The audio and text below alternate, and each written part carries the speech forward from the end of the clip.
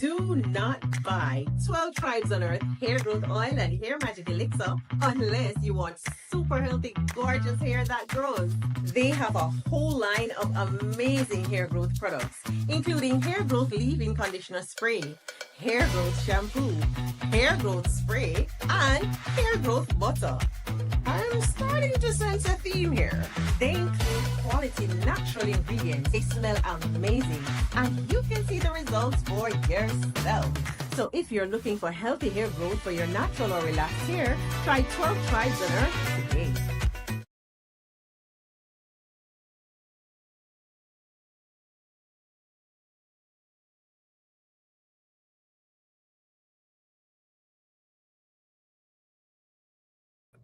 Shalom, family. Good to see everyone here. Hope you're doing well.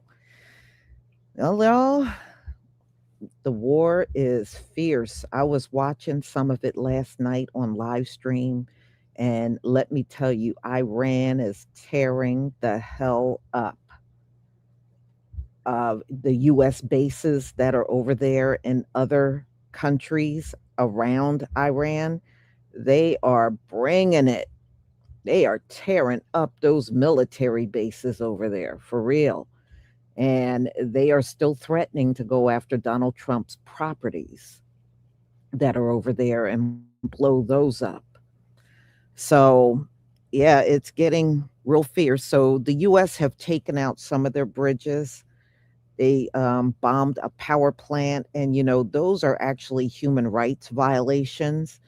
When you are in a war, you're not supposed to, stop the civilian population from getting around. Many of those people need to travel those bridges to go back and forth to work or for medical reasons or just to get around in general to get things done. And, Donald Trump doesn't care about human rights violations and things like that. He doesn't care. And taking out power plants, that's another thing that's not supposed to be done, even if a war is going on, because the population, they have to survive, but he doesn't care. So, anyway, y'all, it's so many things going on. Um, Queens, New York has been hit with a terrible flash flood. So I'll be talking about that at 1:45. And at 3:45, do you know that there has been major power outages in the US every single month in 2026?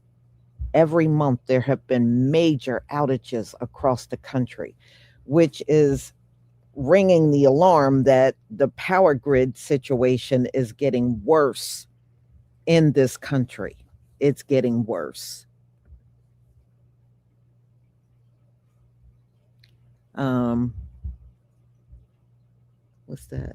Leslyn Lacey, you said you are the hardest YouTuber I know. Well, thank you. I guess that's a compliment. Thank you. And thank you for your support for my channel. So anyway, y'all, it is getting rough out here. Um, I was looking at a few videos this morning on power outages. The Midwest is going through it with the heat waves. And there was one I watched of a British man. It was 110 degrees in Utah, and they had a power outage. And he was begging for help. He was like, if people, if I don't get no help, I might not make it. And the power is staying out, y'all, for several hours during a severe heat wave. So they are going through it. They are going through it for real. So we'll be looking at that at 3:45.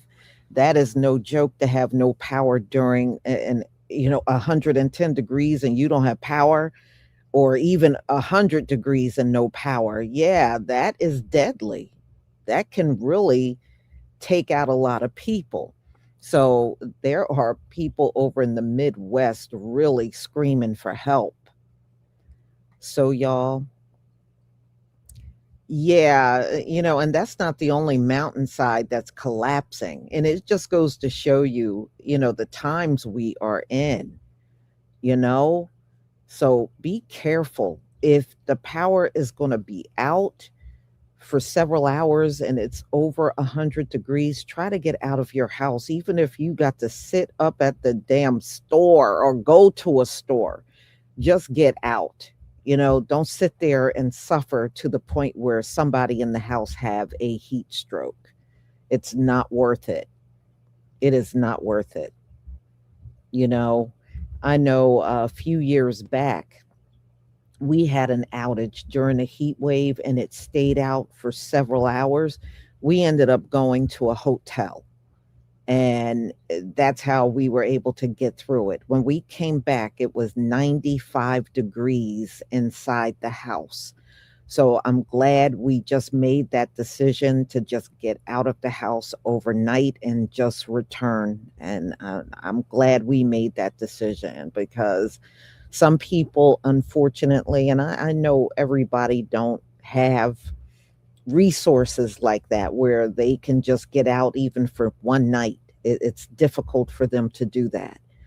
So just be safe, do what you have to do. And if you can't do nothing else, keep your body hydrated. If you are in that situation, keep yourself hydrated. Ice water in the refrigerator, or where you can, store fluids where it can be cool. Grab your cooler and try to go to the store and get some ice and pack your drinks and everything down in that ice. We're going to have to get creative, because this government is just not going to help us. They're not going to help us at all. All right, y'all. Let me go ahead and share my screen.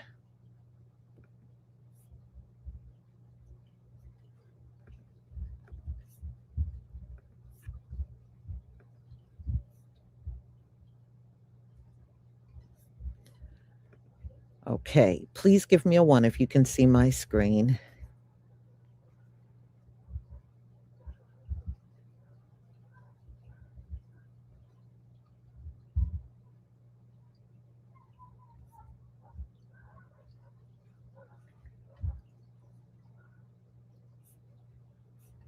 Okay, y'all. Thank you.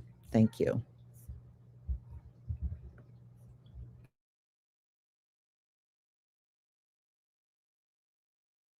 Now, the United States turning up the pressure on Iran, unleashing devastating strikes on bridges and other key infrastructure, with new video revealing the damage near the Strait of Hormuz, as America's campaign to choke off Iran's main port and disrupt its supply lines continues. Our say parts of Iran are being asked to conserve power, with some residents told to turn off their air conditioners as U.S. strikes strain the electrical grid there. The Trump administration is going to come up here and justify committing war crimes in Iran by saying that Iran is using infrastructure for dual purposes. So that means for civilian and military purposes. But I need you to know that they're striking hospitals. They struck a water bottling facility. They're actually striking heavily in residential areas. They struck 6 bridges. 6 bridges. And one of those big bridges, they reportedly killed 2 people on that bridge. They struck an airport, a civilian airport. They struck a railway facility. Yeah, they are absolutely bombarding southern Iran right now. I'm not even kidding you. And then Donald Trump's already touting about going after their energy infrastructure last. And Iran's already stating that they're ready to get the Houthis to cut off shipping, disrupt shipping in the Red Sea. And that is going to cause an even more strain in the global crisis that we're seeing right now. The United States of America is completely devastating civilian infrastructure in Iran right now, and the international community is extremely quiet. No one's surprised by this, but this is, I feel like when we saw them strike that girls' school, when reports come in, I don't know if this is gonna be on the same equivalent at this point. It is devastating. In his address last night, President Trump also talked about the war with Iran, saying the U.S. is winning big. Earlier, the U.S. expanded its air campaign by striking bridges in Iran The attacks are meant to pressure Tehran to loosen its grip on the Strait of Hormuz. Back to Tusi TV. This is your global news channel. I'm Maya Tusi, and the United States military have launched a new round of strikes in Iran tonight, hitting the nuclear city of Bushehr. Power plants have been targeted, and power outages have now started in the southern parts of the country. We have a number of videos to show you guys. There's a lot happening. It's still ongoing. We are receiving an update. I'm just waiting for the verification from Bahrain as well. We do have a live feed from Karbala in Iraq, as that's, I don't know if you can call it a funeral procession anymore. The circus continues by these guys, but we're gonna first go to the southern parts of Iran, as the US military have now launched the largest attack since the war started, well, at least since April at least. This is the preview of what to expect tonight. Yeah,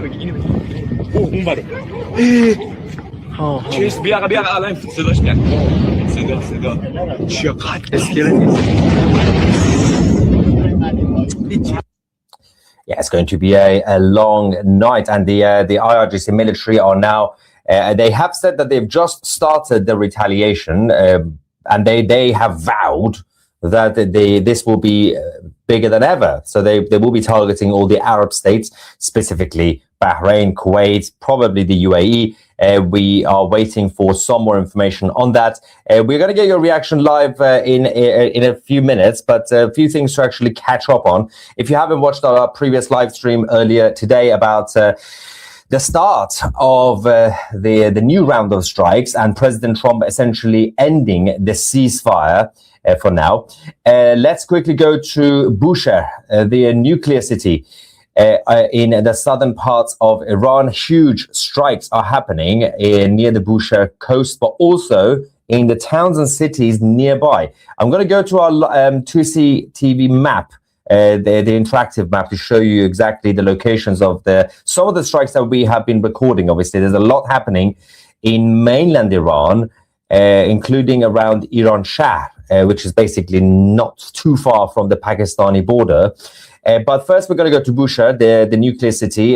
This is where the Russians are based, and obviously they are based in the. And the war planners here at the White House are trying something different. They started bombing overnight roads and bridges around Bandar Abbas. We have a map that we can put up. The U.S. is trying to take out these bridges and roads, hoping to isolate the IRGC so they cannot resupply their people near Bandar Abbas, which is the key to controlling the Strait of Hormuz.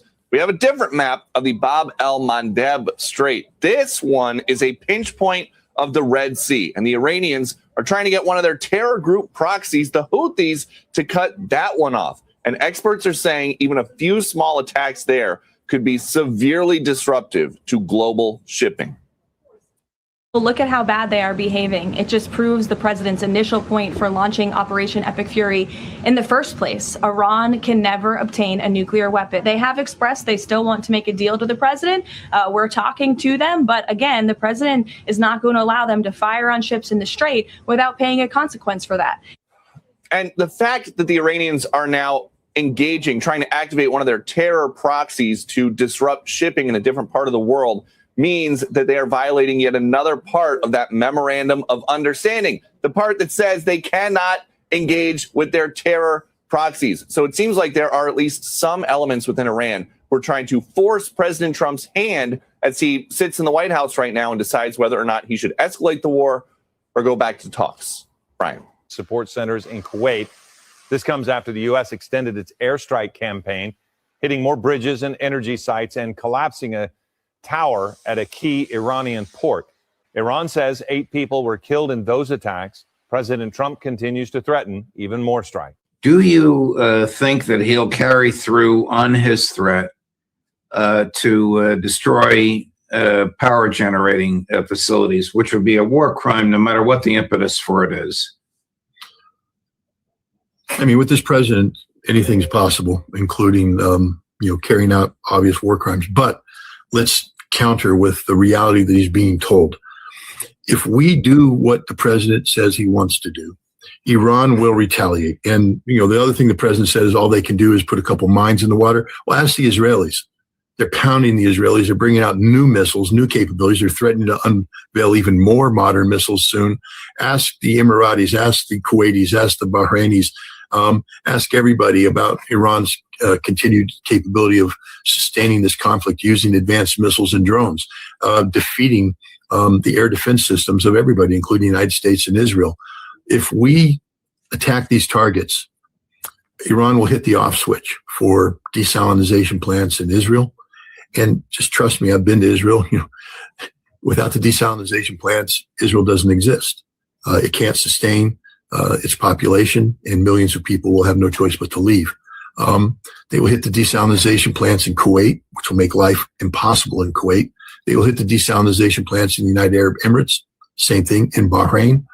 These nations don't have large freshwater aquifers to draw upon. And you take away desalinization, they're not able to sustain the modern societies that they've built and paid for with their oil wealth. Now they're being denied the ability to sell their oil, so they're rapidly losing their financial base. But you lose water, it's over. And they will also attack the energy production capabilities of these nations. Already, if the war ends today, they're saying it's going to take months, if not years, maybe up to 5 years for many of these nations that used to produce energy to be able to get up to scale. So we're going to have an energy supply problem for some time now.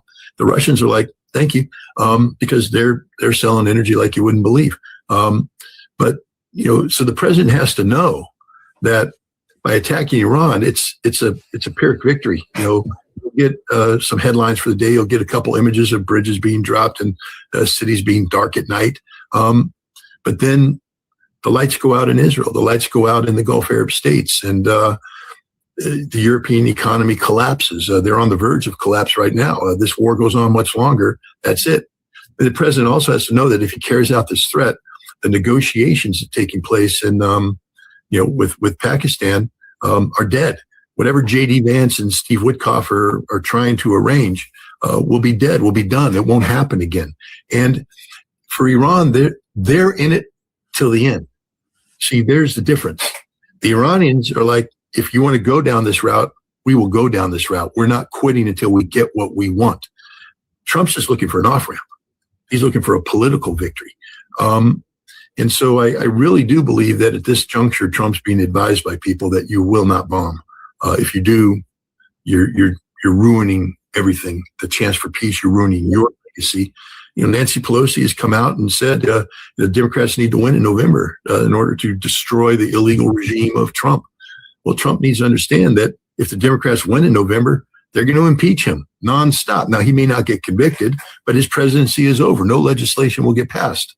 None whatsoever. That'll be his legacy, the legacy of a loser. And for a narcissist like Donald Trump, being called a loser isn't the way he wants to go out. He wants to go out a winner. So he needs to chill out and let the diplomats start speaking. And whoever controls his the device that he posts on needs to remove it from his hands and don't let him get access to that again. Why would the Iranians take Witkoff and Kushner seriously after they engaged in such deception with them in June and in February? Well, I think Witkoff's just the middleman here. I think the person they're going to be taking seriously is J.D. Vance. It's his name. It's he who would lead the delegation to Islamabad if indeed a face-to-face was going to take place. The Iranians are like the Russians. The Russians have said, we can't trust the United States. We can't trust this. Remember in December of 2021, the Russians put out 2 draft treaties. They said from now on to deal with the United States, it needs to be in treaty form. It needs to be spelled out. There has to be consequences for failure to comply, et cetera. And that's where the Iranians are at. No more, agreements, handshakes, understandings. Whatever happens has to be a treaty. Right. They won't negotiate with Witkoff and Kushner directly anymore. But they will talk with J.D. Vance, but not if Donald Trump starts bombing.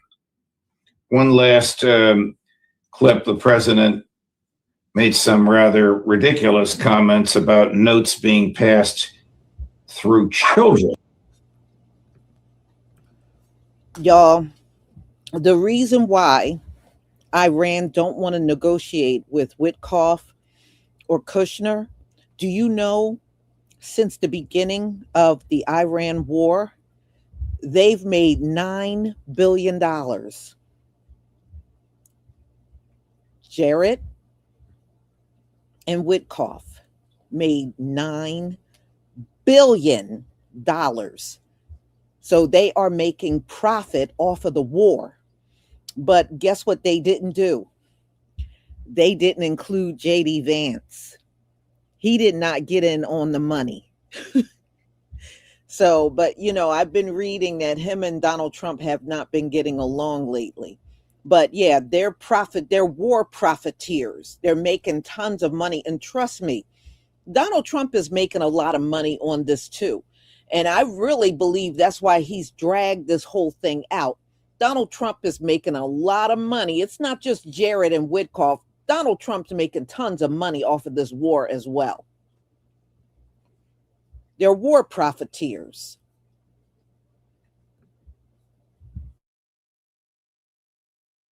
To Witkoff, Chris, number 14.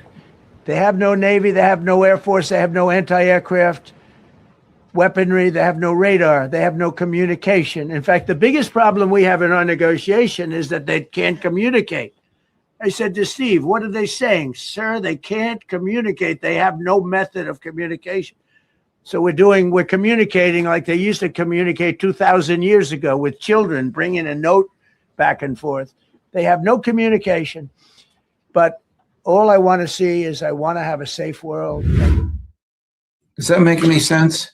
None whatsoever. First of all, our good friend, Professor Morandi, communicates freely. Arachi communicates freely. The Iranian spokesperson communicates freely. So the president's lying, as he always does. Lying. Steve Witkoff is a liar. What Witkoff is saying is that he doesn't have direct connectivity with the Iranians, not because they can't, they won't. They don't trust him. But the Iranians are communicating with the Pakistanis. And the Pakistanis are relaying this back and forth. The Iranians were able to get, Dr. Zarif to publish an article in Foreign Affairs. How did he get the draft article to them? Pass it with children? This president is not, look, the statement he put out this weekend disqualifies him as president of the United States. On Easter Sunday, to put out that statement with the blaspheming religion the way it is, but irresponsible language, it shows that he has lost it. He is out of touch with reality.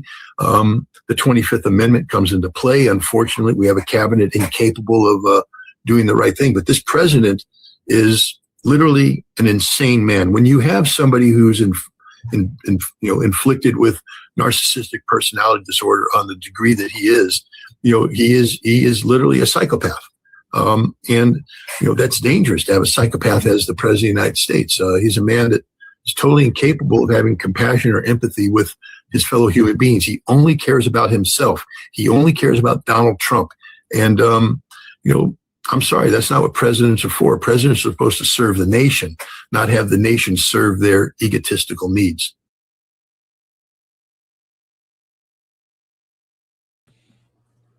Yeah.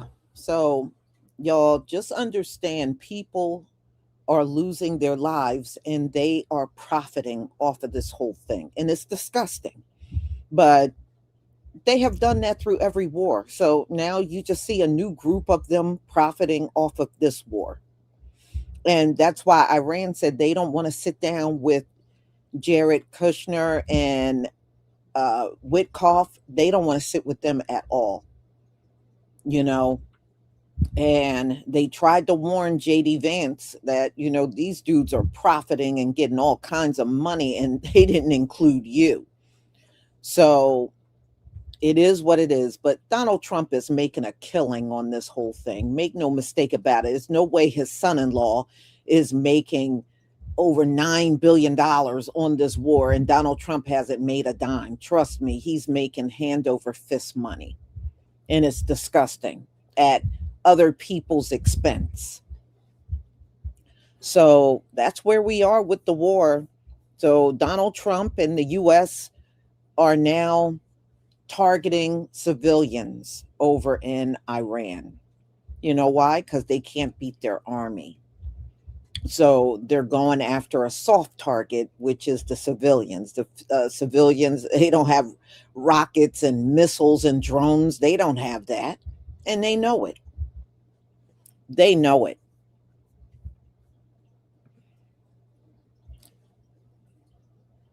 MC to the X Project, thank you so much for the 29-month membership. The U.S. is about to have this extinction burst right before they're taken out. They're all war profiteers, and ill-gotten gains won't save them from their judgment. The Most High is showing up and showing out. He certainly is. And thank you so much for your support for my channel. Thank you.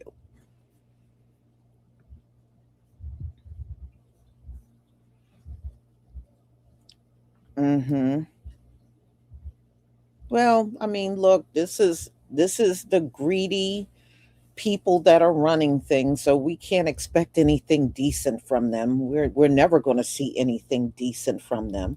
We're going to see what we're seeing, people suffering and them making tons of money off of it. That's all they got to give to the world. They have nothing else to give. So, y'all, I'm going to go ahead and conclude. Thank you so much for being here. At 1:45, I have the flood that happened in Queens about a day ago, and it is still bad. It is bad. It got the residential areas and the subway, and and the water was very deep, very deep. So we will see that at 1:45. And then we'll be talking about the power outages that are going on during the heat wave at 3:45. And don't forget to pick up your hair products, ladies and gentlemen. Shalom, family.